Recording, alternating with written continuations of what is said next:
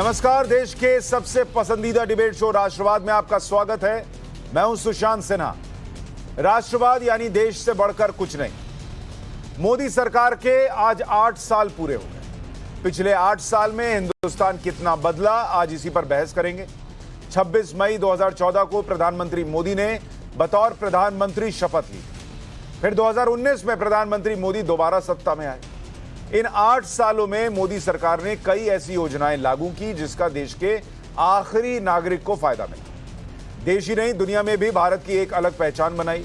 दुनिया के किसी भी वाद विवाद का मसला हो, उसे सुलझाने के लिए आज प्रधानमंत्री सबसे आगे हैं। अमेरिका, रूस जैसे शक्तिशाली देश भी आज प्रधानमंत्री मोदी के सामने प्रधानमंत्री उनसे नजरें मिलाकर बात करते हैं। पहले आपको मोदी सरकार के 8 सालों में 8 अहम फैसले बताता हूं। कृषि कानून को जिस तरह से लाया गया, आर्टिकल 370 खत्म करना, 3 तलाक कानून, नागरिकता कानून, जीएसटी लागू करना, पीओके में surgical strike, Balakot air strike, नोटबंदी का फैसला। प्रधानमंत्री मोदी की कूटनीति है कि आज हिंदुस्तान आंख से आंख मिलाने की हिम्मत रखता है। आर्थिक स्तर पर बात हो या फिर विदेश नीति की बात हो, भारत एक नया मकाम हासिल कर रहा है। आज भारत विश्व गुरु की चौखट पर है। मोदी सरकार के राज में आज एफडीआई सबसे उच्चतम शिखर पर है। आज देश में एफडीआई 83.57 बिलियन डॉलर है। विदेश से भारत में जमकर निवेश आ रहा है। दुनिया आज भारत पर भरोसा जता रही है।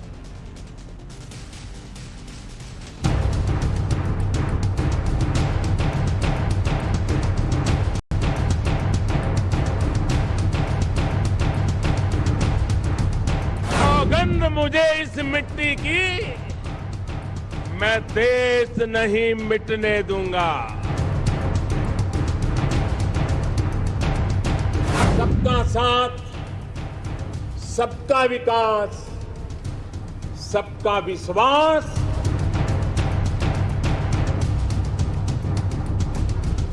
भारत पूरी दृढ़ता से देश की एक एक इंच जमीन की, देश के स्वाभिमान की रक्षा करेगा।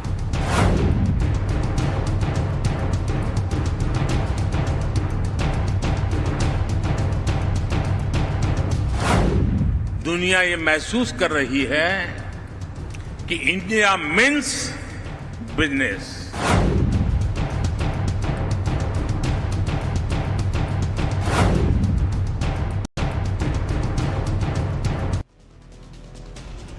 मोदी सरकार की तमाम योजनाएं और बड़े फैसलों का जिक्र हम आगे भी करेंगे, लेकिन नरेंद्र मोदी की यह कामयाबी भारत में विपक्षी दलों को रास नहीं आई। मोदी सरकार के 8 साल होने पर कांग्रेस ने आज एक प्रेस कॉन्फ्रेंस की। इस दौरान कांग्रेस ने 8 साल 8 छल, बीजेपी विफल का स्लोगन दिया। कांग्रेस ने एक एक कर 8 मुद्दों को लेकर सरकार पर हमला बोला। इतना ही नहीं, पीएम मोदी को इस पर बहस करने का चैलेंज भी दिया। एक बार कांग्रेस ने क्या कहा वो सुनिए। ये 8 साल 8 छल, भाजपा सरकार विफल। 8 साल पहले मोदी जी ने जो नारे लगाए उसमें सबसे महत्वपूर्ण नारा अच्छे दिन का था, जिसमें वो अपने हर भाषण के शुरू में और हर भाषण के खत्म में कहते थे कि अच्छे दिन आएंगे, कुछ ना कुछ साथ में लगा करके कहते थे।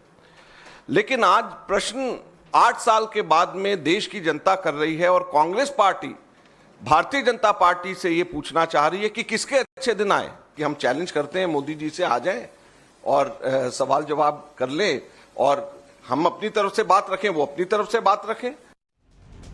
तो कांग्रेस पार्टी कह रही है कि अच्छे दिन तो आए नहीं। उस अच्छे दिन के ना आए भी या बिना आए भी 2019 में नरेंद्र मोदी सरकार फिर से बन गई, सीटें भी बढ़ गई। ऐसे में 8 साल को लेकर जो विपक्ष कह रहा है वो सही है या मोदी सरकार जो दावे कर रही है वो सही है? मोदी सरकार के 8 साल कितना बदला देश का हाल, आज इस पर चर्चा करेंगे। मोदी के कितने कमाल, कितने उठे सवाल। 8 साल में मोदी ने हिंदुस्तान को क्या विश्वगुरु बनाया? 8 साल के मोदी राज को कितने नंबर मिलेंगे? इस पर चर्चा करने के लिए हमारे साथ शहजाद पूनावाला, बीजेपी के प्रवक्ता, जुड़ रहे हैं। डॉक्टर रिजवान अहमद, राजनीतिक विश्लेषक, हमारे साथ हैं। सुब्रांश राय, कांग्रेस के नेता, हमारे साथ जुड़ रहे हैं। और मौलाना पीर अली कादरी, अध्यक्ष हैं मरकजी अंजुमन ए कादरिया के, वो भी हमारे साथ जुड़ रहे हैं। आप सभी का बहुत स्वागत है। सुब्रांश जी, मैं पहले आपसे शुरुआत करता हूं और मैं सबको कहूंगा कि शुरू में आप कोशिश करें कि एक छोटी प्रतिक्रिया या ओपनिंग रिमार्क 1 मिनट में या 1.5 मिनट में दें इस 8 साल को लेकर। फिर हम जब डिबेट खोलेंगे तो उसमें हम अलग विषयों पर चर्चा करेंगे। सुब्रांश जी, आपके हिसाब से ये 8 साल नरेंद्र मोदी सरकार के कैसे रहे हैं? कितने नंबर आप उनको देंगे?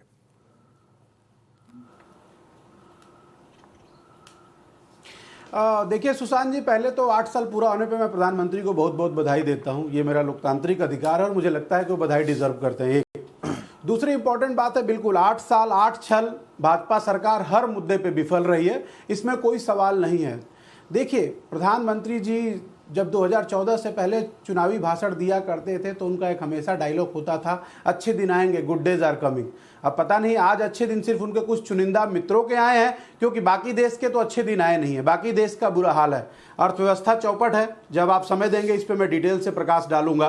बेरोजगारी एक्सट्रीम हाई एंड पे है, उस टॉप पे है जो 70 सालों में पहले कभी नहीं हुआ। और मजेदार बात यह है कि अब जिस गरीबी हटाने की बात प्रधानमंत्री कहा करते थे, 25 करोड़ लोगों को इस 8 सालों में प्रधानमंत्री जी ने गरीबी रेखा के नीचे ढकेल दिया है। इस विषय पे हम लोग डिटेल बात करेंगे जब आप बताएंगे। लेकिन मुद्दे की बात यह है कि भारतीय जनता पार्टी सरकार विफल रही है और चुनाव जीतना सिर्फ एक मात्र ये डिसाइड नहीं करता है कि आपकी नीतियां सही है या गलत है। इससे पहले कि मैं दूसरे मेहमान पर जाऊं, 10 में आप कितने मार्क्स दे रहे हैं इन 8 साल को?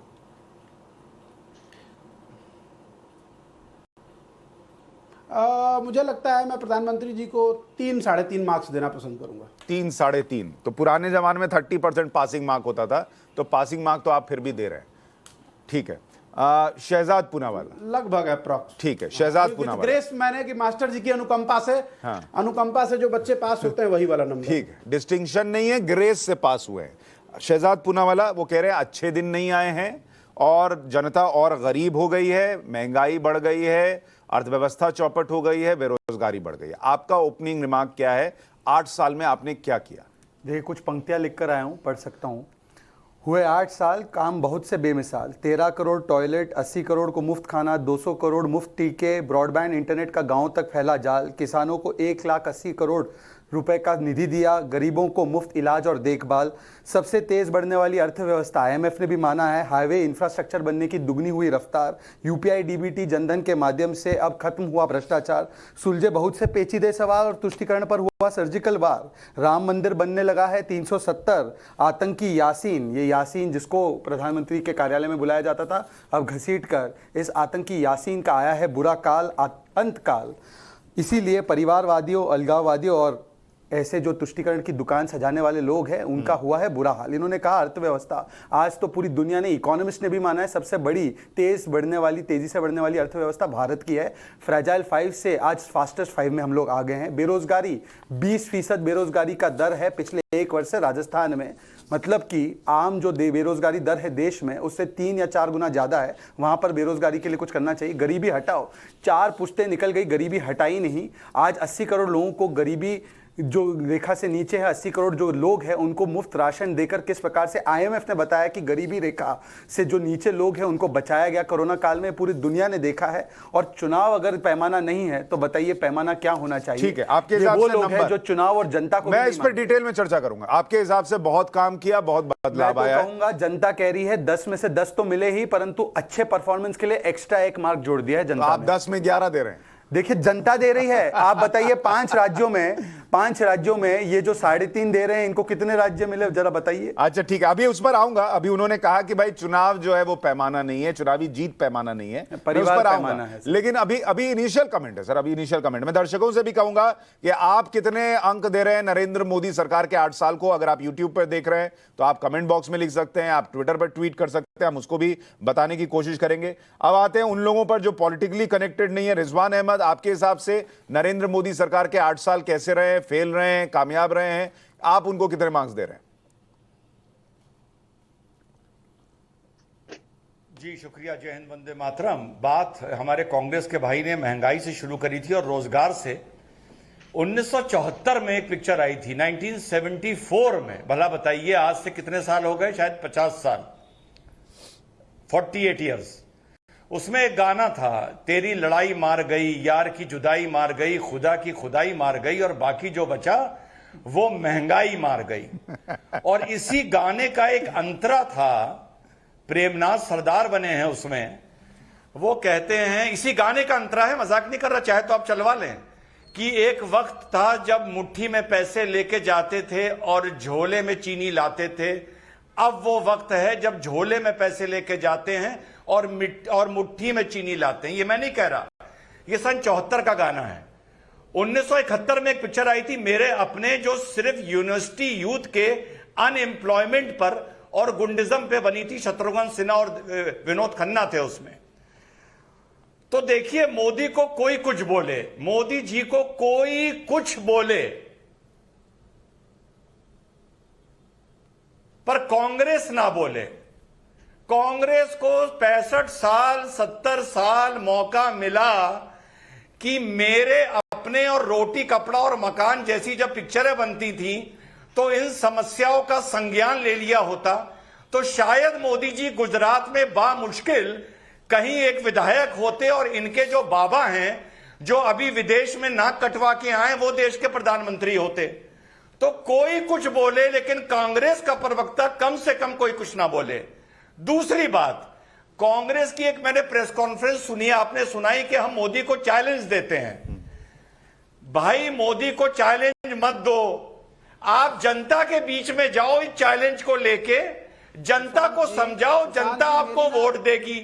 और अगर आप कहते हो कि जनता मूर्ख है, नहीं सुब्रांश जी, एक मिनट, अभी देखिए किसी, सुब्रांश जी अभी टोका टोकी नहीं हुई, अभी तो इनिशियल रिजवान ने किसी के बीच में नहीं बोला।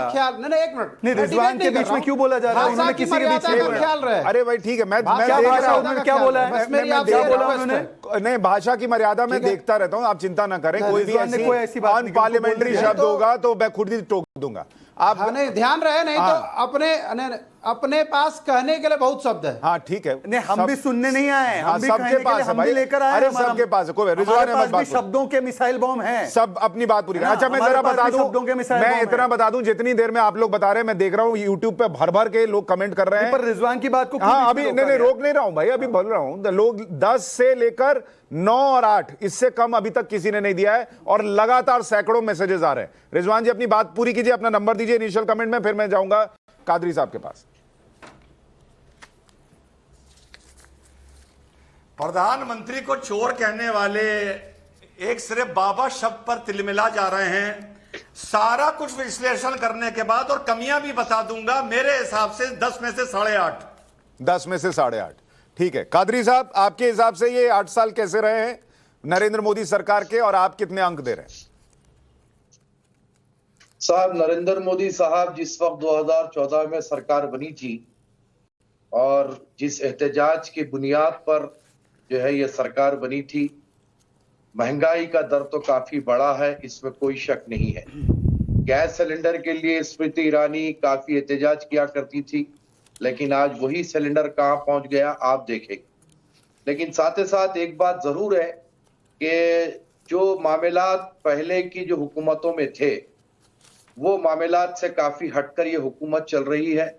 और यूं समझ लीजिए कि थोड़ा यहाँ पर कुदरत का भी जो है मामले मुदाखलत रही, जैसे कि कोरोना आया और फिर ये वॉर चली, कई चीजें हुई जिसकी बिना पर जो है महंगाई का दर थोड़ा बढ़ गया। लेकिन अब जहां तक के आप मुझसे उनके मार्क्स के लिए पूछेंगे, तो आप खुद जर्नलिस्ट है और हिंदुस्तान में जितने प्रदेश में बीजेपी की सरकार है, इससे आप खुद अंदाजा कर सकते हैं कि उनको कितने मार्क्स मिल सकते हैं। नहीं, लेकिन अंदाजा क्यों लगाना? आप अगर आप खुद ही बता दीजिए आप कितना दे रहे हैं। भाई, एक ने 3 साढ़े 3 दिए, एक ने 10 में 11 दिए, एक ने 10 में 8.5 दिए। आप क्यों पीछे रहते हैं? आप भी दीजिए, अंदाजा लगाने पे क्यों छोड़ते हैं?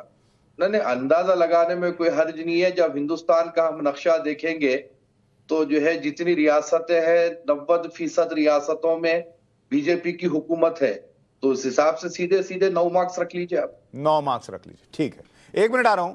महंगाई की क्योंकि बात की गई, मैं कुछ आंकड़े बताना चाहता हूं, उसके बाद शुभ्रांश जी जवाब दे। महंगाई के विषय में एवरेज इन्फ्लेशन हुआ करता था यूपीए के जमाने में 9% और 9 बार 10% से ऊपर गया। आज वैश्विक कारण होने के बावजूद भी, यूक्रेन रशिया वॉर होने के बावजूद भी एक बार 7.5% हुआ है, एवरेज 5.5 से 6.5% हुआ है। और मैं आपको कुछ रेट्स बताता हूं। राइस के दाम 2004 से 14 के बीच 150% बढ़े, वीट के दाम 176% बढ़े, आटा के दाम 170% बढ़े, ग्राम दाल के दाम 101% बढ़े, तूर दाल के दाम 146% बढ़े, उड़द के दाल 350% बढ़े, शुगर 480% बढ़ा। ये उनके जमाने का आंकड़ा है और हमारे जमाने का आंकड़ा 50 से कम है इन सारी चीजों में। और पेट्रोल के दाम पे आ जाते हैं। पेट्रोल का दाम आज अगर देखें मुंबई में 111 रुपए प्रति लीटर है, राजस्थान में 108 रुपए प्रति लीटर है, उत्तर प्रदेश में 96 रुपए प्रति लीटर है, अहमदाबाद में 95-96 रुपए लीटर है, क्योंकि महाराष्ट्र 32 रुपए प्रति लीटर कमाता है, आंध्र प्रदेश 31 रुपए कमाता है, उत्तराखंड 14 रुपए कमाता है, उत्तर प्रदेश 14 रुपए कमाता है। एक्साइज हमने 2 बार काटा, इन्होंने 6 राज्य इनके हैं जिन्होंने 1 रुपया वैट का नहीं काटा, दारू पर काट लिया परंतु पेट्रोल पर नहीं काटा। तो ये बोलेंगे महंगाई पर, ये अच्छी बात है। हम पहले महंगाई पर ही चर्चा कर लेते हैं, इन 8 सालों में क्या हुआ है। शुभ्रांश, पिछले दिनों और अभी कादरी साहब भी कह रहे थे कि दुनिया में जो हालात हैं उसमें अमेरिका में 40 साल का रिकॉर्ड टूटा, जर्मनी में टूटा, इटली में टूटा, सब जगह का टूट गया। बावजूद इसके हमारे यहां 7.5% के आसपास जो है वो सीपीआई बैठ रहा, महंगाई दर बैठ रही है। और साथ में आपको यह भी बता दूं कि कल ही मैं पाठशाला में बता रहा था कि अभी तक बीते 8 साल में नरेंद्र मोदी सरकार के इतने जो ग्लोबल क्राइसिस रहा उसके बावजूद डबल डिजिट में महंगाई दर नहीं गई है। जी,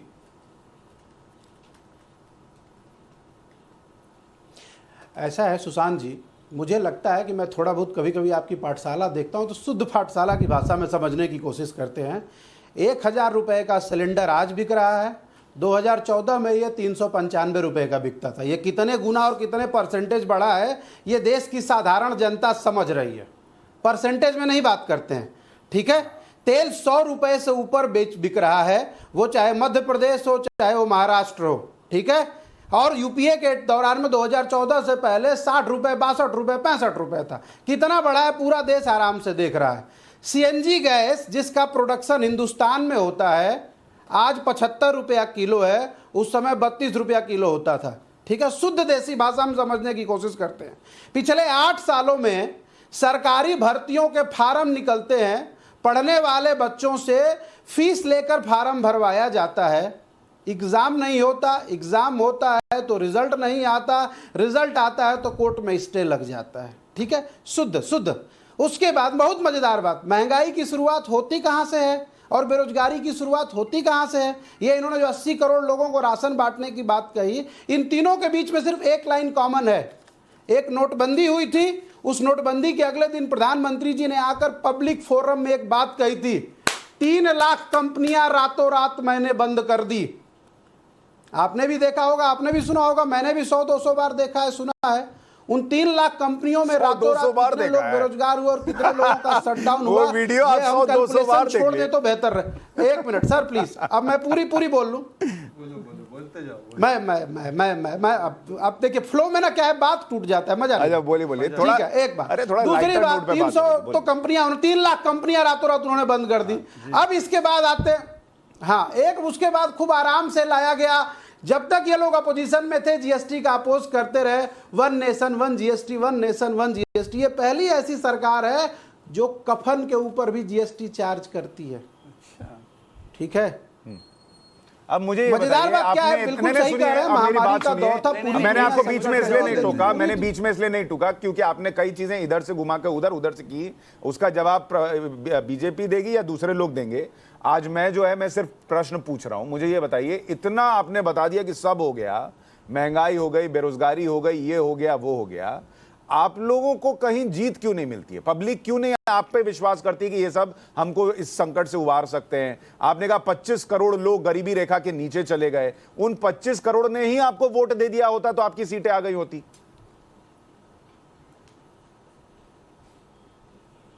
जी देखिए सुशांत जी, बिल्कुल आपने लाख टके का सवाल किया है। ये ना जो महंगाई है, जो बेरोजगारी है, उनकी ना आवाज़ आप बनते हो, ना आवाज़ उनकी पहुंच पाती है लोगों के पास। ये शाम को 5 बजे से लेकर रात के 11 बजे तक जो हिंदुस्तान के हिंदी पढ़ने वाले 80-85 करोड़ जनता को धर्म की रोज चाशनी पढ़ाई जाती है, रोज इतिहास को 100 साल 200 साल 300 साल तो पीछे ले मतलब जाया मीडिया जाता है। मतलब किसान जो जी, एक तो सिलेंडर कड़वा खरीदने सच है जाता ना है कि आप कह रहे हैं कि आप 300 रुपया सिलेंडर देते थे, आज वो 1000 रुपया का मिल रहा है और उसको इसलिए नहीं पता चलता कि वो 1000 रुपया पे कर रहा है क्योंकि कहीं डिबेट नहीं हो रही है। सर कैसी बात कर रहे हैं? बता दीजिए वो कितने का पेट्रोल खरीद रहा है उसको नहीं पता चल रहा है। आप ही बता दीजिए आपने कितनी बार अरे मैंने तो कल ही पाठशाला महंगाई पे की है, कल ही पाठशाला महंगाई पर की है सर, लेकिन आप जैसे बता रहे मैं वैसे नहीं बताता। आपने कितनी एक मिनट सर नहीं एक मिनट आपने कितनी बार उसकी चर्चा करी? ये बता दीजिए कि मध्य प्रदेश में जैन साधु को बीजेपी के नेता ने पीट के मार दिया, आपने कहां चर्चा किया? मध्य प्रदेश में हिंदू साधु का जटा बाल नहीं किया ना, मतलब आप इसलिए हारते हैं क्योंकि मीडिया चर्चा नहीं करती। एक मिनट शहजाद पूनावाला आप जवाब दें, उससे पहले नहीं आप गलत बात कर, ये मैं आपको बताता हूं सुब्रम श्राव, ये आप लोग मीडिया पे गोली चलाना बंद कीजिए, इससे कुछ नहीं होगा। आप लोग मेहनत करेंगे तब जीतेंगे और ईमानदारी लाएंगे तब जीतेंगे। मैं आपको बता रहा हूं। रिजवान अहमद मुझे ये बताइए, रिजवान अहमद मुझे एक बात बताइए कि ये लोग इसलिए हार रहे हैं। सर एक मिनट रुक जाइए, ये लोग इसलिए हार जाते हैं हर जगह क्योंकि मीडिया चर्चा नहीं करता महंगाई पे। पब्लिक को ऐसे तो पता ही नहीं चलता कि महंगाई है या नहीं है, मीडिया चर्चा नहीं करता इसलिए हार जाते हैं। ममता बनर्जी कैसे जीत गई? केसीआर कैसे जीत गए? जगन कैसे जीत गए? आम आदमी पार्टी कैसे जीत गई? तब वो तो मीडिया के भरोसे नहीं बैठे थे, वहां पब्लिक को पता था कि इनको जिताना है क्योंकि बीजेपी खराब है। इनके मामले में बीजेपी को पता, पब्लिक को पता नहीं चल पाता कि बीजेपी खराब है क्योंकि मीडिया नहीं बताती। रिजवान अहमद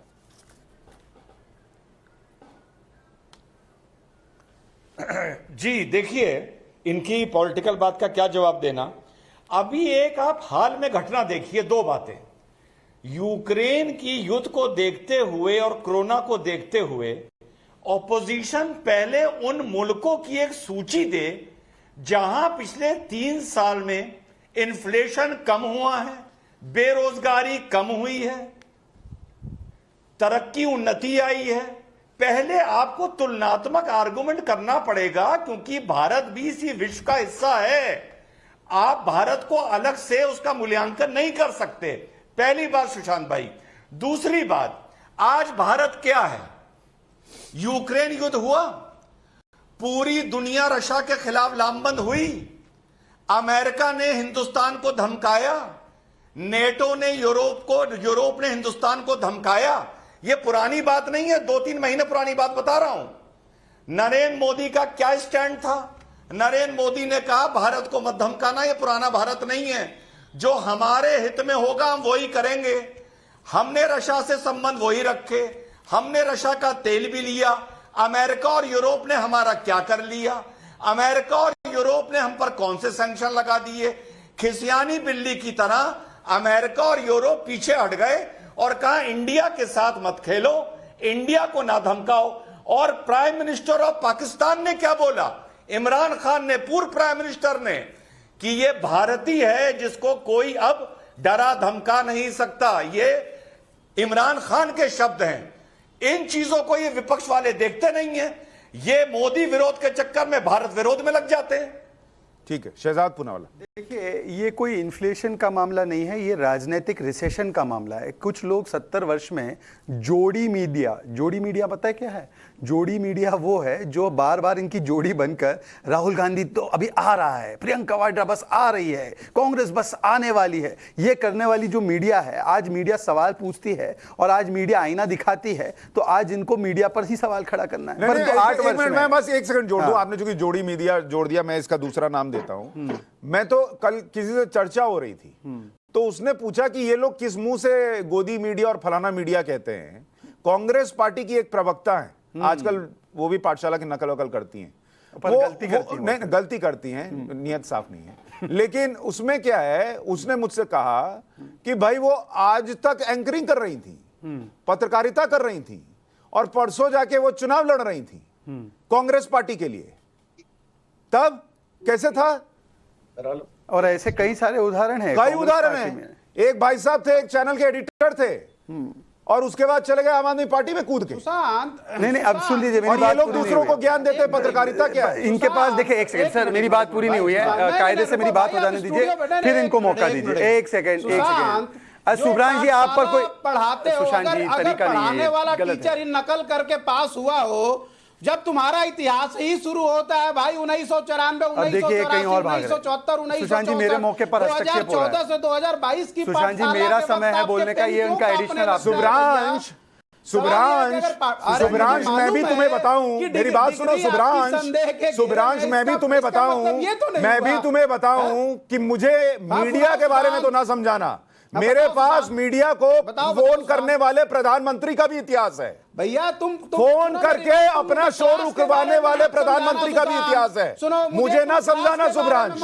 और राष्ट्रपति भवन में मीडिया का कार्यक्रम होने वाला इतिहास भी मुझे पता है। तो सुब्रांश, मुझे ना समझाना सुब्रांश। आगे बोलिए शहजाद पूनावाला, देखिए, आगे बोलिए। देखिए, मैं आपको बताऊं क्या हो रहा है। ये सुशांत जी, ये तरीका नहीं है। अरे बैठो भैया, जिस मैडम का एग्जाम्पल दिया पहले उस पर सफाई दे देना जब मौका मिलेगा, उसके बाद इन बात करना मीडिया पर। देखिए, ऐसा है, कांग्रेस पार्टी सफाई क्यों देंगे भाई? देखिए सुशांत जी, अगर ऐसे डिबेट करनी है तो फिर मैं भी बीच में मैं भी फिर इनके बीच में बोल सकता हूँ, डिबेट खराब कर सकता हूँ। देखिए सुशांत जी, क्या है कि 8 वर्षों में जनता ने बार बार इनको समझाया है कि आपको नेता, नीति और नेतृत्व तो बदलना होगा, परंतु आज भी ये लोग परिवार बचाओ और बेटा बचाओ में तो मीडिया को भी कटघरे में खड़ा करेंगे, भारत की सेना को भी करेंगे, सुप्रीम कोर्ट को भी करेंगे, भारत की संस्थाओं को भी करेंगे और बेजिंग भक्ति और चाइना की चमचागिरी करते रहेंगे। परंतु ये सवाल आज नहीं है। 8 वर्षों में एक चीज बहुत अच्छी बदली है। एक चीज ये बदली है कि कल तक जो हलफनामा कहकर ये कहते थे कि श्री राम का अस्तित्व नहीं, अब यूं मोटा मोटा लेप लगाकर मंदिर मंदिर घूमने लगे हैं। और यही कमाल है। और ये बार बार चिढ़ाते थे ना, देखो मंदिर वहीं बनाएंगे, तारीख नहीं बताएंगे, 370 ये हटाएंगे, तारीख नहीं बताएंगे। दोनों एक तो कलंक हट गया और एक कलंक पहले ही हट गया था, पर उसके बदले राम मंदिर बन रहा है। तो मैं आपसे पूछना चाहता हूं, अब ये बताइए कि आपसे 70 वर्ष में क्यों नहीं हो पाया? 70 वर्ष में शुभ्रांश राय आपने क्यों नहीं किया? और आप बता दीजिए कि आज आप कह रहे हैं महंगाई की बात, बेरोजगारी की बात, तो राजस्थान में जो बेरोजगारी है उसका हल निकाल दीजिए। ठीक है, किसानों को 60,000 करोड़ दिए थे, जवाब दें। आज हमने 1,80,000 करोड़ दिया है। क्या बीजेपी ये बीते 8 साल में जहां जहां जीत रही है और अब जब देश में दोबारा सत्ता में आई और सीटें बढ़ गई, मौलाना कादरी, क्या ये सिर्फ धर्म की राजनीति पर जीत हासिल हुई है या कुछ काम भी हुआ है? देखिए साहब, मोदी जी ने जो नारा दिया था कि सबका साथ, सबका विकास, सबका विश्वास, कुछ हद तक इसमें गवर्नमेंट कामयाब रही है, इसमें कोई दो राय नहीं है। लेकिन जहां तक के सवाल जो है अल्पसंख्यकों का रहा, उसमें भी मुस्लिम माइनॉरिटीज का रहा है, उसमें जो है मोदी जी की गवर्नमेंट विश्वास हासिल करने में पूरी तरह सक्षम नहीं रही। उसकी वजह भी मैं आपको बता दूं कि उसकी वजह यह रही कि हायर लीडरशिप तो चाहती थी कि जो है सबका साथ, सबका विश्वास भी हासिल करे, लेकिन ये जो रीजनल तौर पर जो लीडर्स के जो बयानात रहे और जो मुसलमानों के खिलाफ में जिस कदर सख्त बयानबाजी की गई, उसकी वजह से मुसलमान आज भी बीजेपी और मोदी सरकार से दूर है। और ये एक बहुत कड़वा सच है, इसको मानना पड़ेगा। लेकिन मोदी जी हो या अमित शाह जी हो, और जैसे कि हालिया में हमारे योगी जी यूपी में जो अपना एक रोल मॉडल पेश किए हैं, अगर इसी तरीके से ये कार्रवाई चलते रहेगी तो वो दिन भी दूर नहीं है कि ये सारी शिकायतें दूर होते हुए मुसलमान भी बीजेपी के बहुत करीब आएगा। जैसे कि यूपी में 8% मुसलमानों ने बीजेपी को वोट दिया, तो योगी जी की नीतियों पर दिया और उनके अपने अंदाज पे जो काम हुआ, क्राइम को बहुत हद तक यूपी से खत्म किया गया, उस पे दिया गया। अच्छा, मैं एक काम करता हूं सर, मैं थोड़ा सा ना प्रश्न पलटता हूं। बीजेपी ने क्या किया ये आप सब बता रहे हैं, मुझे ये बताइए कांग्रेस जो प्रमुख विपक्षी पार्टी है देश की, उसने क्या गलतियां की हैं कि बीजेपी जो है वो लगातार जीत रही? कादरी साहब, सब कांग्रेस की गलतियां तो जो है आज से नहीं है ना साहब। कांग्रेस तो हर वक्त जो है माइनॉरिटीज का इस्तेमाल करती गई, मुस्लिम माइनॉरिटीज को अपना हमदर्द बताती गई और उनसे वोट हासिल करती गई। और आपने देखा कि कैसे कैसे बड़े बड़े धोखे कांग्रेस ने मुस्लिम माइनॉरिटीज को ही नहीं, सिख को भी दिए। 1984 का फसाद अभी सिख बरादरी भूली नहीं है ना सर। तो कांग्रेस की तो कोई मिसाल ही नहीं है कि कांग्रेस ने क्या किया क्या नहीं किया। इसीलिए आज कांग्रेस कतई तौर पर मुसलमानों को नापसंद है। कुछ हो जाए, कांग्रेस की तरफ मुसलमान जाने के लिए तैयार नहीं है। उसका नतीजा ये हो रहा है कि रीजनल पार्टीज की तरफ जा रहे हैं। हाँ। लेकिन रीजनल पार्टीज भी तो वही काम कर रहे हैं। तो हम इसलिए चाहते हैं कि ये जो गलत फहमियां कुछ आ गई है, इसको दूर करिए, जैसे कि ट्रिपल तलाक का कानून है। ठीक है मुसलमानों सुब्रांश जी, ने आप उसका इसका विरोध जवाब किया। दें। सुब्रांश, उससे पहले एक बार रिजवान अहमद, यही सवाल आपके पास है कि कांग्रेस ने ऐसा क्या गलत किया है जो कादरी साहब कह रहे हैं, उस हिसाब से आपका आकलन क्या है? कांग्रेस ऐसा क्या गलत कर रही है कि वो कहीं से भी रेस में भी नहीं दिखती? साहब चलिए, आज बधाई हो आपको कि मैं और कादरी साहब कम से कम एक पेज पर हैं, एक वर्ग पर हैं। कांग्रेस ने जो अपनी राजनीति का चूल्हा बनाया, उसमें जरूरत थी लकड़ी की। अब चूल्हा तो लकड़ी से जलेगा ना, वो लकड़ी बना मुसलमान, लकड़ी मुसलमान जला और ऊपर रोटी पकी। अब कांग्रेस ने क्या किया और जो मोदी जी नहीं कर रहे, कोई भेदभाव नहीं है। मैं भेदभाव तब मानूंगा जब ऐसा, अब देखिए आजकल सोशल मीडिया बहुत है, फ्रीलांस जर्नलिस्ट बहुत है। अरे प्रभु, मुझे ऐसी कोई रिपोर्ट तो लाके दिखाओ कि मुस्लिम गांवों में राशन नहीं बटा, मुस्लिम मोहल्लों में राशन नहीं बटा, बटा तो बहुत कंतरी बटा। मुझे कोई रिपोर्ट तो लाके दिखाओ। मैं तो इंतजार कर रहा हूं कि लाओ कि मुस्लिम मोहल्लों में मुस्लिम औरतों को सिलेंडर नहीं मिले, लाओ तो। अरे आप फ्री मीडिया है, इतना जर्नलिज्म है, फ्रीलांस जर्नलिस्ट हैं, लाओ। अरे क्यों नहीं ला रहे? साबित करो कि मुसलमानों ने इतनी प्रार्थना पत्र दिए, मुसलमानों को पीएम आवास में मकान नहीं मिले। मोदी जी ने एक काम नहीं किया, जिस वजह से मुस्लिम दुखी है। अब यहां मैं कादरी साहब की किताब से निकलकर फिर से बाहर आ गया। मोदी जी ने मौलानाओं के रोजा इफ्तार नहीं किए, मोदी जी ने टोपी नहीं पहनी, मोदी जी ने मौलानाओं के हाथ नहीं चूमे, मोदी जी ने मौलानाओं की एनजीओज को पैसा नहीं दिलवाया, मोदी जी ने मौलानाओं के काम नहीं किए। ये एक मोदी साहब ने टेक्निकल प्रॉब्लम कर दी भारतीय सेक्युलरवाद के नजरिए से।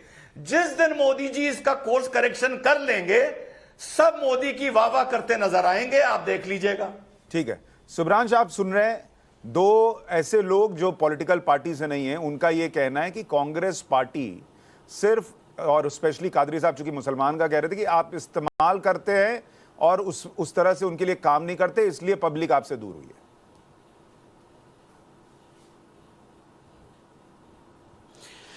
देखिए सुशांत, मुझे लगता है कि मुझे डॉक्टर रिजवान अहमद की एक बात को मैं आगे बढ़ा देता हूं। उन्होंने बड़ा एक सुंदर शब्द यूज किया, कोई भेदभाव नहीं है। बिल्कुल आप सत्य कह रहे हैं सर। आज भारतीय जनता पार्टी के गुंडे अल्पसंख्यक जैन समुदाय को मार मार के हत्या कर देते हैं, कोई भेदभाव नहीं है। लिंचिंग उन्होंने शुरू कर दी है। आज भारतीय जनता पार्टी के गुंडे मध्य प्रदेश में हिंदुओं को मार मार के उनकी दाढ़ी बाल काट देते हैं, साधुओं को, कोई भेदभाव नहीं है, क्योंकि इनका तरीका वही है। कल लिंचिंग में कोई और था, आज लिंचिंग में कोई और है। एक ये तो आपके सवाल का। दूसरा, एक और हम लोग जिस बात पे आ रहे थे, जो मेन मुद्दा था महंगाई बेरोजगारी का। देखिए सुशांत, यूपी बिहार में एक साफ साफ बात कहा जाता है कि बाप दादा की संपत्ति बेच के घी पीने का कला बहुत कम लोगों को आता है। वही हाल आज हमारे देश के प्रधानमंत्री के साथ। आज भी सरकारी संस्थान एक जिंक का था जिक्र, जो सुबह से चर्चा में चल रहा है। सारे सरकारी संस्थानों को जो बेचने का कार्यक्रम और बेच के घी पीने का जो कार्यक्रम है, ये सिर्फ मोदी जी ऐसा मिरेकल कर सकते हैं। क्योंकि पिछले 8 सालों में जरा एक बार मुझे आप ये भी बताइएगा, या किसी भी फ्री मीडिया से या किसी भी डेटा से, किसी भी रिसर्च से बताइएगा कि मोदी जी ने कौन सा ऐसा इंस्टीट्यूशन एक बनाया भी है। वो जो 100 स्मार्ट सिटी बना रहे थे 2014 से पहले, उनमें से किसी एक का रिबन कटा, या पुराने बने हुए लोगों बिल्डिंगों का नाम बदल बदल के मोदी जी कब तक रिबन काटते रहेंगे? या वो जो 8 साल पहले बुलेट ट्रेन जिसमें बैठ के तुरंत अहमदाबाद से मुंबई और मुंबई से बनारस गाजीपुर जाना था, वो बुलेट ट्रेन कहीं उसका डब्बा उब्बा तैयार हो रहा है, या बस वैसे ही कागज पे ही दूसरी रेल लाइन का नाम बदल बदल के डब्बा बदल बदल के अपना काम चला लेंगे? तीसरी बात, देखिए प्रधानमंत्री का और देश के प्रमुख का ये कर्तव्य होता है कि वो व्यवस्थाओं को सुधारे। WHO ने साफ साफ कहा कि दुनिया में कोरोना से जितनी मौतें हुई उसका 1/3 सिर्फ हिंदुस्तान में हुआ। 47 लाख से ज़्यादा लोगों की मौत हुई है। इस पे प्रधानमंत्री ने देश को कोई जवाब नहीं दिया। यहाँ तक कि हम सब ने देखा गंगा किनारे लाशों का क्या हाल था। यहाँ तक हमने देखा कि मरने के बाद लाशों के ऊपर से कफन खींचा जा रहा था कि कहीं ये कैमरे की नज़र में न पड़ जाए।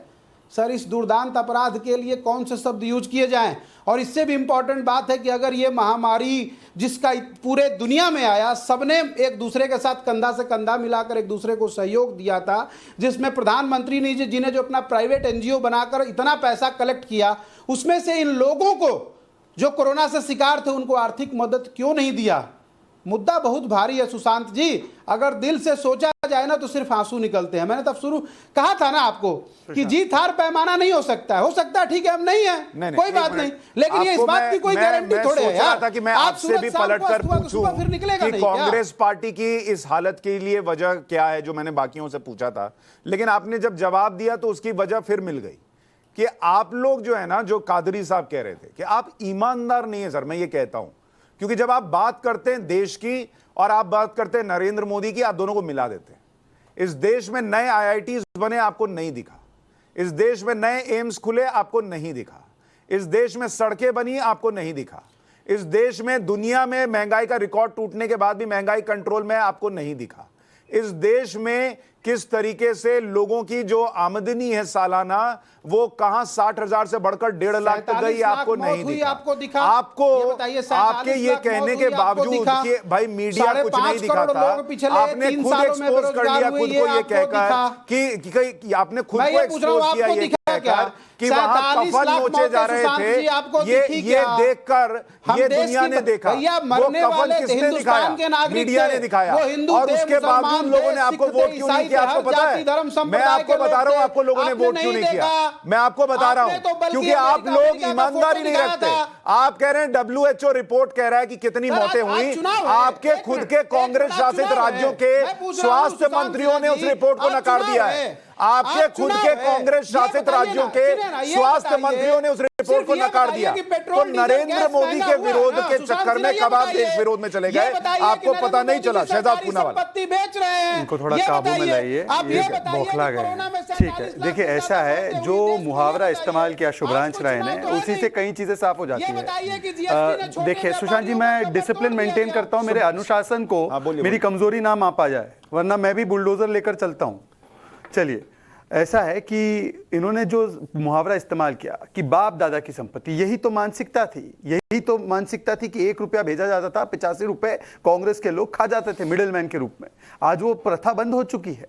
मैं इनसे 2 सवाल पूछना चाहता हूं। आपने कोविड का आपने जिक्र किया, 50 वर्ष लगते थे, 100 वर्ष लगते थे कोई भी वैक्सीन को भारत में आने में। दुनिया में डेवलप हो जाती थी, पोलियो की वैक्सीन को 50 वर्ष लगे, इन्फ्लुएंजा की वैक्सीन को 50 वर्ष लगे।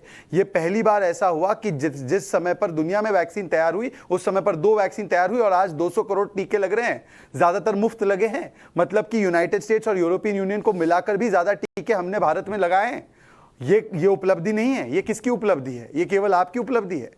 आपके तो स्टेट में सबसे ज्यादा मौतें हुई हैं, केरल में सबसे ज्यादा मौतें हुई, परंतु आपने दोष किस पर डाला? उत्तर प्रदेश पर डाला और महाकुंभ पर डाला। पर केरल में जो विस्फोट हुआ कोरोना का, ईद की जो रिलैक्सेशन दी उसके बाद, उस पर एक शब्द नहीं आपने कहा, पर छोड़ देते हैं। मैं आपको एक तस्वीर दिखाता हूं और इस तस्वीर से बहुत सारी चीजें साफ हो जाएगी। ये 8 साल में बदला है। ये 8 साल पहले ये दावते बिरयानी मिलती थी इस आतंकी को, और 8 साल बाद इसको गले से पकड़कर आज इसको जो है उम्र कैद की सजा मिली है और इसको मौत की भी सजा मिलेगी। परंतु मैं इनसे पूछना चाहता हूं, 26/11 के बाद पाकिस्तान के ऊपर उनके सर्जिकल स्ट्राइक करने के लिए कहा गया था, वहां पर फली मेजर ने क्या किया इन्होंने? और आज एक ऐसा प्रधानमंत्री है, जब कोई अगर ये करता है गलती तो सर्जिकल स्ट्राइक भी होता है, बालाकोट एयर स्ट्राइक भी होता है, पर सवाल कौन उठाते इस पर? आप बता दीजिए। यही फर्क है 8 वर्षों में, यही फर्क है कि आज भारत की सेना को सोनिया गांधी की परमिशन की जरूरत नहीं पड़ती है।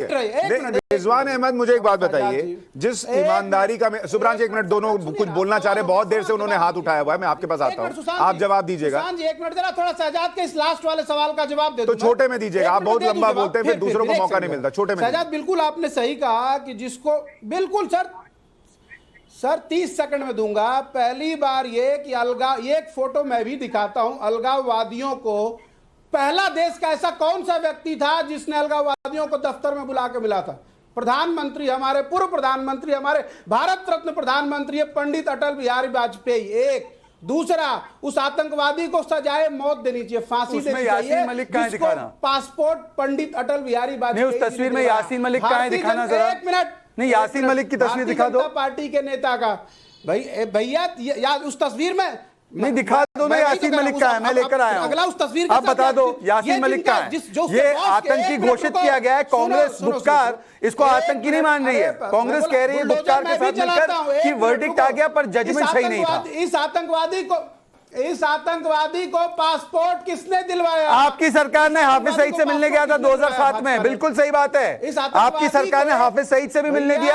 आपकी सरकार ने कमिटी में भी डाला उसको, हामिद अंसारी की, जिसमें कि बातचीत करने के लिए छूट मिली आतंकियों से। एक मिनट, इन आतंकवादियों के सामने, एक मिनट, शहजाद पूनावाला, इन आतंकवादियों को बिरयानी खिलाने कंधार कौन लेगा? आप ही अच्छा, आप ही ने तो किया 26/11 के बाद, जब सलीम मेजर ने कहा कि स्ट्राइक कीजिए, क्यों नहीं किया बताइए? ये तो मनीष तिवारी ने किताब में लिखा है। अरे भैया, उसको सजाए मौत दी गई थी, वो कानून की तरफ से मिली। आपने पाकिस्तान पे क्या कार्रवाई की? पासपोर्ट किसने दिलवाया? पाकिस्तान से एमएफएन स्टेटस नहीं ले रहा है। जवाब आप दोनों ने बात कर ली। मुझे ये बताइए, रिजवान अहमद को फ्रेम में लाइए। रिजवान अहमद, मुझे ये बताइए कि जिस ईमानदारी का मैं जिक्र कर रहा हूं, आपने सुना होगा बीते 8 साल से सूट बूट वालों की सरकार है, अंबानी अडानी की सरकार है, अंबानी अडानी की सरकार है। उधर छत्तीसगढ़ की सरकार उठा लीजिए, इनकी राजस्थान की सरकार उठा लीजिए, महाराष्ट्र की उठा लीजिए, तीनों जगह कोई भी प्रोजेक्ट हो अडानी का, घोड़े खोल देते हैं ये लोग, कैसे वो उसका अप्रूवल मिल जाए, कैसे अप्रूवल मिल जाए। और यहां पब्लिक के सामने, अरे ये तो अंबानी अडानी की सरकार है। क्या ये पब्लिक को नहीं दिखता है? और दिखता है, इसी वजह से इनकी हालत है क्या?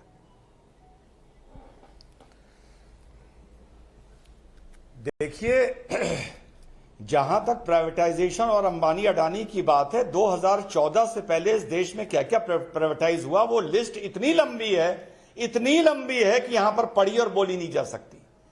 दूसरी बात करता हूं, बड़ी छोटी सी, हम गांव जाते हैं। 7 साल पहले मेरा जहां मकान है, वहां से सामने हमें सुबह 100 लोग नजर आते थे जो बोतल लेके कहीं खेत पे जाते थे। सुशांत भाई, बिल्कुल ईमानदारी से बता रहा हूं, आज की तारीख में एक भी नजर नहीं आता, not even a single person हमारे गांव में जहां हम जाते हैं, जहां मेरा मिशन भारत चल रहा है। आज की तारीख में स्टेशंस की हालत देखिए। आज की तारीख में प्राइम मिनिस्टर सिर्फ पॉलिटिकल लीडर नहीं होता, कंट्री का कलेक्टिव कॉन्शियसनेस उससे नजर आती है। हम लोगों में हिम्मत खत्म हो गई है, हिम्मत कि स्टेशन पर केला खा के पटरी पर फेंकें। यह हम लोग ने सीखा है 7 साल में, जो हम पिछले 70 साल में नहीं सीख पाए। छोटी सी बात। दूसरी बात, आपने मुझसे यह नहीं पूछा कि रिजवान भाई, शहजाद ने तो 10 में से 10 दिए, आपने 8.5 क्यों दिए?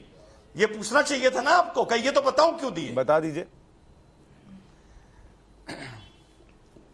मैंने इस मारे दिए क्योंकि मेरा पूर्ण मानना है, नियत में कोई नरेंद्र मोदी गवर्नमेंट पर उंगली नहीं उठा सकता, लेकिन कुछ चीजें हमारी सरकार इन हेस्ट करती है और मिस हैंडल करती है। मेरा यह पूर्ण मानना है कि किसान लॉ और किसान आंदोलन इस देश में मिस हैंडल हुआ। मेरा यह पूर्ण मानना है कि इस देश में सीए, एनआरसी और शाहीन बाग मिस हैंडल हुआ।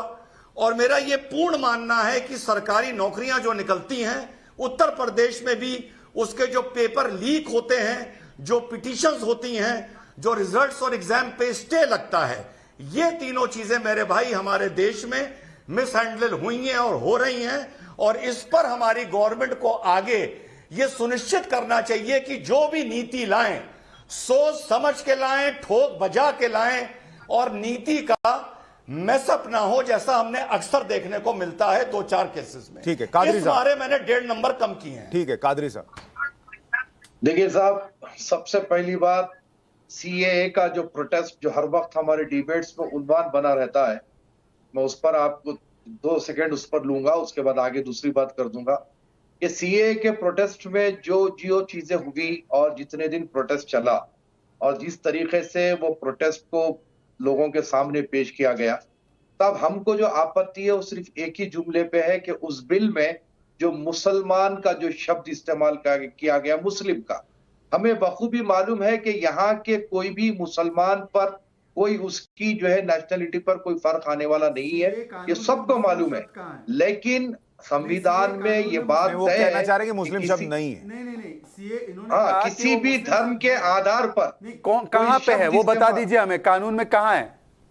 ना साहब, एक्सेप्ट नहीं, कहाँ है? मुस्लिम कम्युनिटी दंगे करवा दिए, उसमें मुसलमानों की जान जरूर गई, पर एक भी जान उस कानून की वजह से नहीं गई। और सीए, और इतना ही बुरा हाल है यहाँ पे मुसलमानों का, तो सीए में प्रावधान करके वहां के मुसलमान यहाँ पे क्यों लाना चाहते हो भाई? उनको रहने दो वहीं के पहियों पर, वहां पे पहियों पर है वो, उनको रहने दो। ये चेन्नई की तस्वीरें आ रही है जहां प्रधानमंत्री नरेंद्र मोदी गए हुए हैं, आपके उनका बीच में स्वागत कोई हो रहा है, बोले उसकी तो आपको तस्वीरें। तकलीफ हो जाती है, मेरे बीच में आप बोल रहे हैं, नहीं, बोलिए, बोलिए, करने के बाद बोलिए ना। तो मैं ये कह रहा हूं कि हमको जो एतराज है वो सिर्फ एक शब्द पर है, आप उसको खत्म कर दीजिए। दूसरी बात साहब, कि कोविड में जो है लोगों की जाने जाने की बात हो रही थी, तो मैं ये साफ अल्फाज में ये बात कहना चाहता हूं कि कोविड में जाने सिर्फ हिंदुस्तान में नहीं गई, अमेरिका में गई, सारी दुनिया में गई। जो लोग अपने आप को सुपर पावर होने का दावा करते हैं, वहां पर भी लाखों की तादाद में लोग मरे, इसमें कोई दो राय नहीं है। ऐसी चीजों को हमारी गवर्नमेंट से मंसूब करके राजनीति ना करें। क्या इसमें सुधार हो सकता है? देख लीजिए। देखिए शहजाद साहब, आप बीजेपी के प्रवक्ता है, मैं एक आम नागरिक हूं, एक अपने धर्म को भी रिप्रेजेंट करता हूं, लेकिन जो बात सही रहेगी मैं बिल्कुल आपके साथ खांधे को खांधा मिलाकर खड़ा रहूंगा। नहीं कादरी साहब, आज आपने बहुत सारी ऐसी बातें कही हैं जो आम पब्लिक की बातें हैं और आपने उसको रखा है, और रिजवान भाई ने भी सही बात कही कि शहजाद आपकी सरकार पर यह है कि कई चीजों को आप ढंग से हैंडल नहीं करते, चाहे वो किसान आंदोलन के वक्त वो जो लाल किले पर हुआ, या फिर जिस तरीके से सीएनआरसी प्रोटेस्ट हुआ। जो लोग नियम कायदे मानते हैं उनके अंदर ये सेंटिमेंट है कि हम बेवकूफ हैं क्या जो हम मानते हैं। देखिए, ऐसा है कि कभी कभी जब सरकार में होते हैं तब जो सरकार से बाहर होते हैं उनको लगता है कि कुछ कदम उठाए जा सकते हैं। जैसे कई लोग कहते हैं बंगाल में 356 लगा दो, परंतु आप भी जानते हैं वास्तविकताएं क्या होती है। और मैं आज सवाल पूछना चाहता हूं कि देखिए, किसान के संबंध में ये कांग्रेस के यहाँ पे नेता बैठे हैं, इनसे कहिए अब तो किसान कानून वापस हो गए ना। ये एपीएमसी कर रहे थे, केरल में एपीएमसी नहीं है, कब गए जा रहे हैं प्रोटेस्ट करने? इनसे पूछिए, इन्होंने राजस्थान में वादा किया था किसानों के कर्ज माफ करेंगे, कब जा रहे प्रोटेस्ट करने? वहाँ पे 1 रुपया माफ नहीं किया, उल्टा डंडे लाठी चलाते हैं वहाँ पे। पंजाब में इन्होंने कॉन्ट्रैक्ट फार्मिंग में प्रावधान रखा था जेल का, वो आज भी लागू है। आम आदमी पार्टी की सरकार है, 2000 किसानों पे केस कर दिए, ये कब जा रहे किसानों के जो हमदर्दी बता रहे हैं। और मौलाना साहब, आप कह रहे हैं ना आप बड़ी बातें मानते हैं, आप मुसलमानों का पक्ष रखते हैं, तो कोर्ट का फैसला है 3 तलाक पे कानून बनाने पे, क्यों नहीं माना आपने? हिजाब का फैसला कोर्ट का आया कर्नाटका में, क्यों नहीं माना आपने?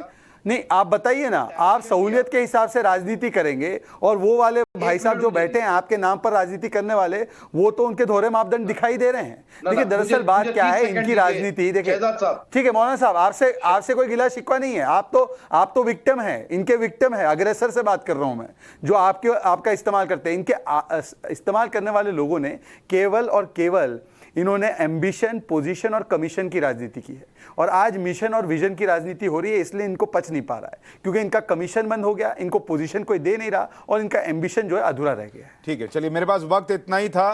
पैनल में शहजाद तो चूंकि बीजेपी से हैं, बाकी 2 लोगों ने भी कहा कि नरेंद्र मोदी सरकार को वो 10 में 8.5 और 9 अंक दे रहे हैं। मौलाना कादरी ने तो यहां तक कहा कि जिस तरीके से योगी मोदी सरकार काम कर रही है, आने वाले दिनों में मुसलमान भी बढ़ चढ़कर उनको वोट देगा। सुब्रांश राय ने अपना पक्ष रखा और उनको जो लगता है वो भी सामने आया। लेकिन 8 साल में नरेंद्र मोदी सरकार को लेकर अगर सवाल उठे हैं तो बहुत सारी ऐसी चीजें भी हुई हैं जिसको अगर आप वर्ल्ड के लिहाज से कंपेयर कीजिएगा तो भारत की स्थिति कहीं बेहतर नजर आती है। बहुत शुक्रिया आप सभी मेहमानों का चर्चा में जुड़ने